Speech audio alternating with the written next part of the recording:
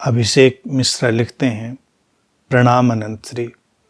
मन की बात बिना बताए पर्चे में लिखने वाले एक नौजवान बाबा बहुत सुर्खियों में हैं। क्या ये एक विज्ञान है या सोशल मीडिया में फैलाया गया भ्रम? इसका तथाकथित सनातन धर्म से क्या संबंध है?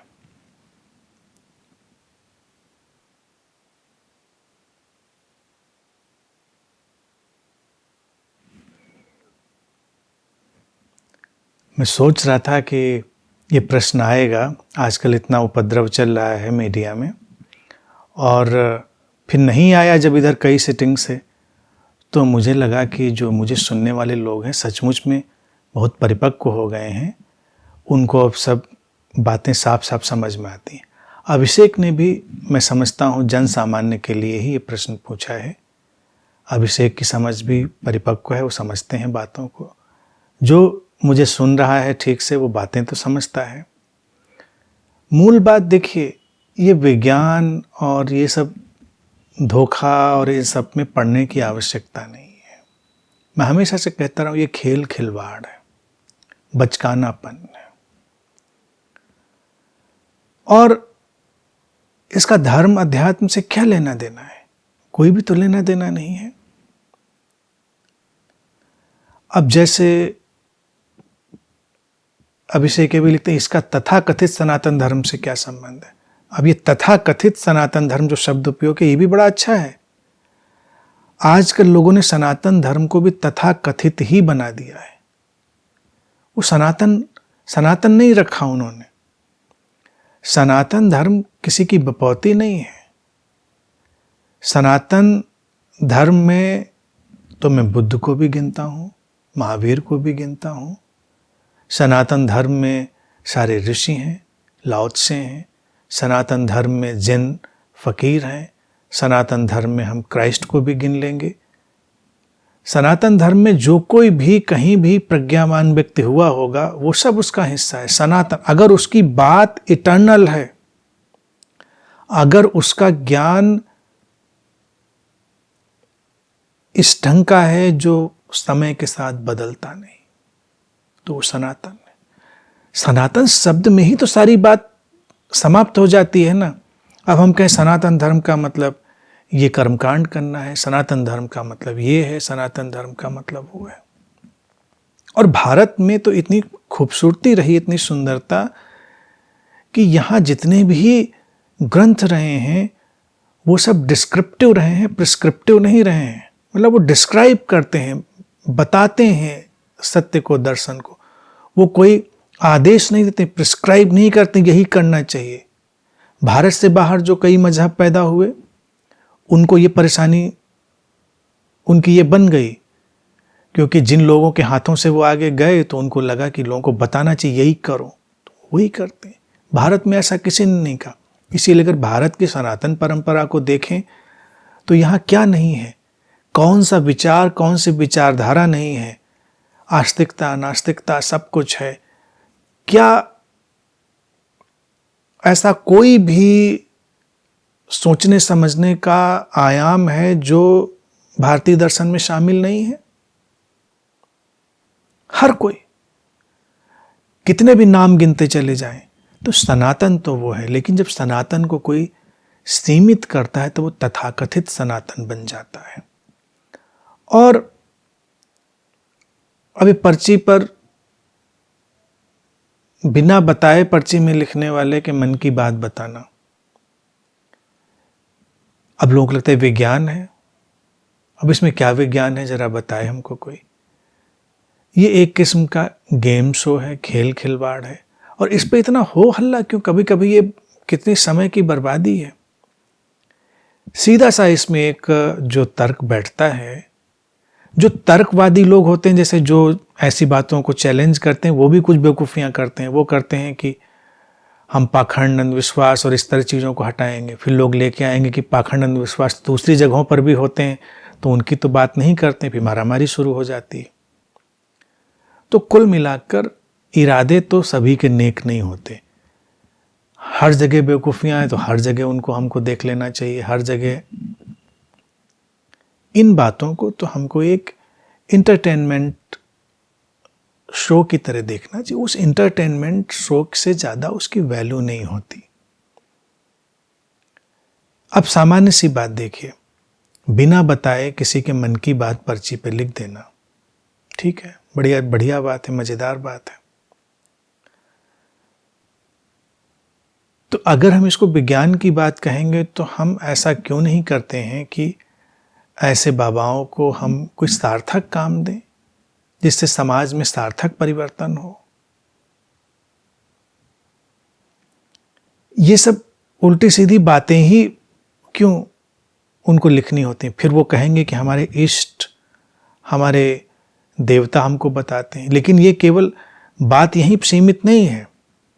उलझाव जो आजकल द्वंद्व है वो यही है। जैसे लोग कहेंगे तो लोग कहेंगे अब बताइए, किसी के यहाँ कोई शैतान को कंकड़ मारने जा रहा है, तो किसी की जीसस क्राइस्ट से बात हो रही है सीधे बिल्कुल फ़ोन पर। तो इन सब में क्या है भाई? अगर हम शैतान को पत्थर मारने वाली बात, वो भी कितनी बड़ी बेवकूफ़ी है। जीसस क्राइस्ट पे सीधे बात हो रही है, वो भी बेवकूफ़ी है। तो ये भी बेवकूफ़ी है। अगर हम ऐसे देखेंगे, इस ढंग से बात करेंगे तो लोग सुनेंगे। लेकिन जैसे एक ही तरफ लोग बात करते हैं तो लोग कहते हैं सनातन पे हमला हो रहा है। तो किसी किसी अर्थ में वो लोग भी बेचारे गलत नहीं होते। अपना एंटरटेनमेंट का शो चल रहा है, वो कहते हैं ये ऐसा ऐसा है। तो कभी भी आज तक जो भी लोग ऐसा शो करते रहे हैं, उनको हमारे समाज ने, विज्ञान ने कभी उनका उपयोग क्यों नहीं किया, ये क्वेश्चन मार्क है। मूल बात हमको देखनी है। देखनी यह है कि जो बहुत जरूरी जानने वाली बातें अगर वो बता दी जाएं। अब जैसे कई बाबा लोग बैठते हैं, बताएंगे तुम्हारे घर में अलमारी में क्या रखा है और ये बता देंगे। कैसे बताते हैं, क्यों बताते हैं, इसका आप खोजबीन करिए, पड़ताल करिए, जिसको भी रुचि हो। हम कभी इतनी मेहनत भी नहीं लेते हैं कि हम खोजबीन पड़ताल करें। हम लोग इतनी मेहनत भी नहीं लेते, हम स्वयं जाकर किसी ऐसे बाबा के सामने बैठे और कहेंगे हमारे मन की बात बताओ। तो फर्स्ट हैंड एक्सपीरियंस लेना चाहिए। हम सब सारी सेकेंड हैंड सुनी सुनाई बातों में पढ़ते हैं। तो आप कल्पना करिए कितनी मर्डर मिस्ट्रीज होती हैं जिसमें मर्डर वेपन ही नहीं मिल रहा कि, और गुत्थी अनसुलझी हुई है। तो वहाँ पर तो ऐसे बाबा कितने काम आ सकते हैं। वो अपनी दिव्य शक्ति का उपयोग करके बता दें कि फलानी जगह पे यहाँ पर वो हथियार रखा हुआ है।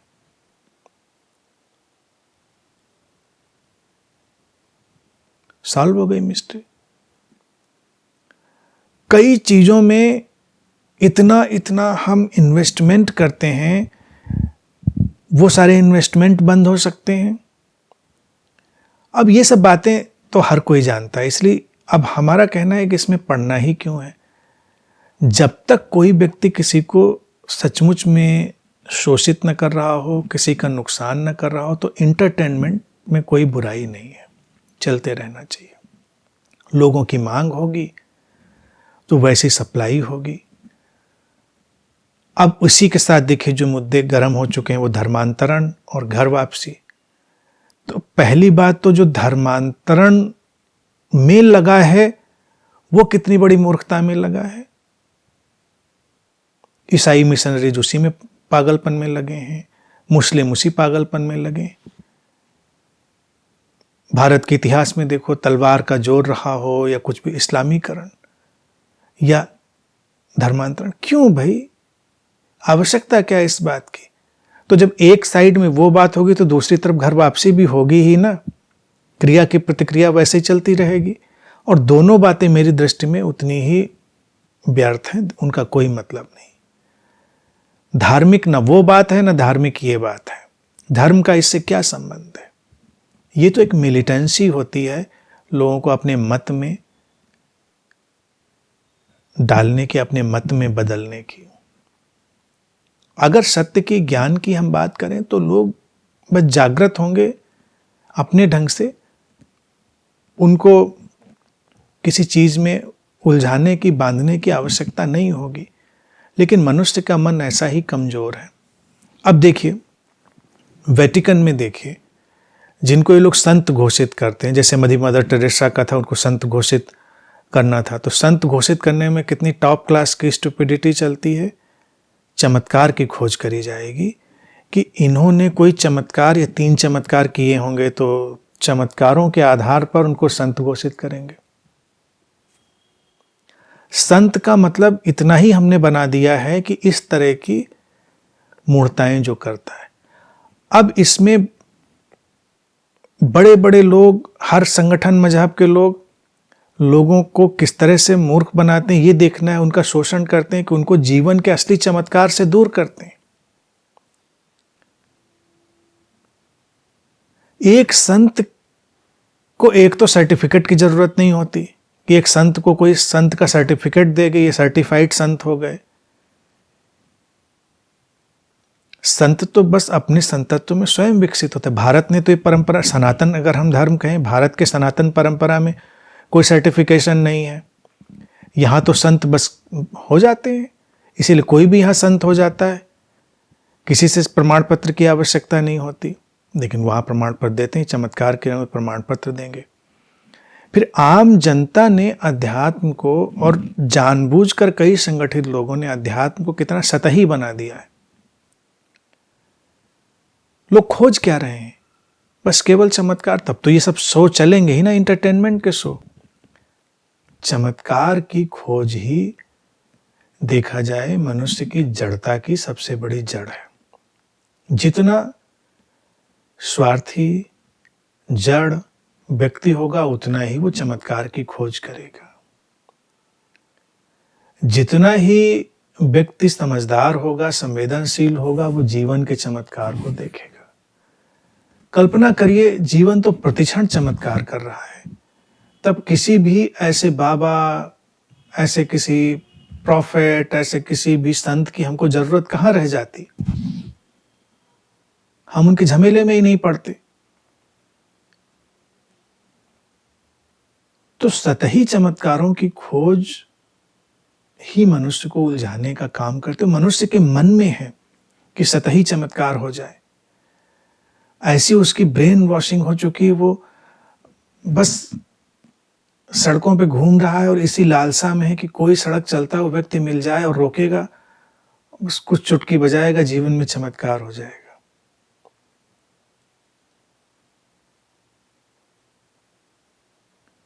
भारत की सनातन परंपरा में ही देखिए, योग वशिष्ठ के सूत्र देख लीजिए, सारे चमत्कारों को नेस्तानाबूद करते हुए सूत्र हैं। अष्टावक्र के सूत्र देख लीजिए, उपनिषद देखिए। बुद्ध जब खड़े हुए तो सारे चमत्कारों के विरोध में खड़े हुए, लेकिन भाई लोगों ने बुद्ध के पीछे भी चमत्कार बना दिए, किताबें लिख डाली, कहानियां गढ़ डाली कि बुद्ध कितने चमत्कार करते थे, कितने चमत्कारिक थे। बुद्ध जैसा व्यक्ति जो सीधे चमत्कार के विरोध में खड़ा हुआ, उसके नाम पर चमत्कार ही चमत्कार। इसीलिए मैं हमेशा कहता हूं कि जो गुरु होते हैं उनके पीछे जो संगठन आते हैं वही उनकी हत्या करते हैं। बौद्ध धर्म में बुद्ध कहीं नहीं, यानी बौद्ध धर्म बना दिया। पहले बात तो बौद्ध धर्म का जरूरत ही क्या थी?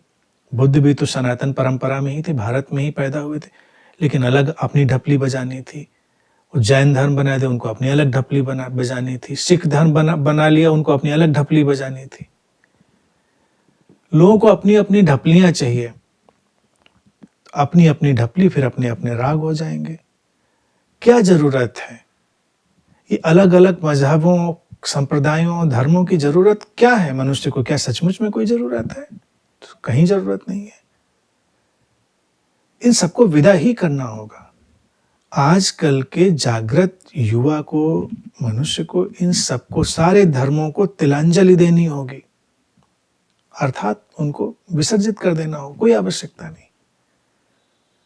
जैसे ही चमत्कारों की लालसा व्यक्ति के भीतर से चली जाएगी, सारे एंटरटेनमेंट के शो बंद हो जाएंगे, उनकी कोई जरूरत नहीं। अगर चलेंगे भी तो केवल मनोरंजन के लिए चलेंगे, उनका कोई और औचित्य नहीं रह जाएगा।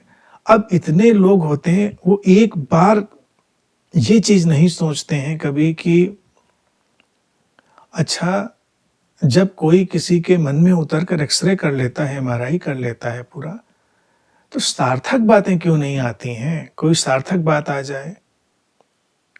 जब सार्थक बात आ जाएगी तो बाबा लोगों के पास बहुत बढ़िया लॉजिक होता है, कहते हैं सारा काम हम थोड़ा ही करेंगे, कुछ काम तो पुलिस को भी करना चाहिए, हॉस्पिटल वाले भी क्या करेंगे बेचारे, उनका बिजनेस कैसे चलेगा, कोई डॉक्टरों को भी अपना काम करना चाहिए। मन तो देखिए सूक्ष्म है कि मन के अंदर क्या चला, शरीर तो स्थूल है तो शरीर के अंदर ही देख के बता देना चाहिए कि कहाँ पर ट्यूमर बन रहा है, कहाँ पर क्या हो रहा है। फिर हम ढूंढ के लाएंगे, हाँ नहीं, कुछ लोग होते हैं जो बता देते हैं इक्के दुक्के। हाँ, कभी तीर तुक्का लग सकता है, किसी किसी को इंट्यूशन हो सकता है। इंट्यूशन देखिए हो सकता है, व्यक्ति को कभी कभी एक आभास इंट्यूशन होता है, लेकिन रिमोट किसी के पास नहीं होता है कि बिल्कुल रिमोट से देख ले, उसको लग सकता है कैसा है, कभी कभी हो जाता है ऐसा। तो इसमें रुचि की बात नहीं, बहुत प्रैक्टिकल ढंग से चलना चाहिए। लोग इसको सनातन पर आक्रमण की तरह देखते हैं, वैसे भी नहीं देखना चाहिए। सनातन तो सनातन, उसको कौन नष्ट करेगा, इटर्नल पर कौन आक्रमण करेगा। और फिर जब एक की बात हो तो कभी दूसरे को छोड़ना भी नहीं चाहिए, ये भी बात बिल्कुल सच है। क्योंकि हर मजहब में, हर कल्ट में उतनी ही जड़ताएं हैं जितनी कहीं भी हैं। कुल मिलाकर स्वस्थ समाज अगर बनना होगा तो हमको कोई भी मजहब नहीं चाहिए होगा, हमको कोई कल्ट, कोई संप्रदाय नहीं चाहिए होगा, क्योंकि कोई भी अच्छा नहीं है, कोई भी नहीं चाहिए हमको। क्योंकि हम कहें कि अच्छा ये वाले तो ऐसा कर रहे हैं तो वो वाले भी अपनी किस्म की मूर्खताएं कर रहे हैं। सब विदा होने चाहिए। वो प्रयोग हो चुका, मनुष्यता ने वो प्रयोग कर लिया, आज हमको ये सब चाहिए ही नहीं। अगर कोई कहे कि समरसता, तो समरसता का मतलब ही कल्टलेस। कोई कहे हिंदू मुस्लिम के बीच एकता होनी चाहिए, काहे की एकता, हिंदू मुस्लिम ही विसर्जित करो, ये ईसाई सिख ये सब विसर्जित करो, सब खत्म करो, इनका कोई मतलब नहीं है। जब तक ये रहेंगे तब तक ये उपद्रव रहेगा। तो मैं तो देखता हूं कि वो मनुष्य, वो जागृत व्यक्ति जो आगे चले और बिल्कुल कल्टलेस बना दे, वहां पर किसी एंटरटेनमेंट शो की कोई गुंजाइश ही नहीं है। विज्ञान भ्रम इस सब में पड़ना ही नहीं, ये सब ऐसे ही चलता रहता है, इसमें कोई तत्व नहीं। बच्चों का खेल है, बचकानापन है, और उसमें टिप्पणी भी करने की जरूरत नहीं कि गलत है, बंद होना चाहिए। ठीक है, देखिए, आनंद लीजिए, मनोरंजन करिए, उस बात का खुश रहिए। कई बार बाबा लोग भी बड़े अच्छे एंटरटेनर होते हैं, बस उतनी वैल्यू दीजिए, खुश रहिए। और सनातन धर्म को पुनरुज्जीवित करिए। वो सनातन जो पूरी तरह कल्टलेस हो जाता है, वो सनातन जिसमें कोई भी बाउंड्री नहीं रहती, वो सनातन जिसके आधार में कोई किताब नहीं, जिसके आधार में केवल बोध और प्रज्ञा होती, वो है सनातन धर्म। तो उसको तो रिसरेक्ट करना ही है, पुनरुज्जीवित करना ही है।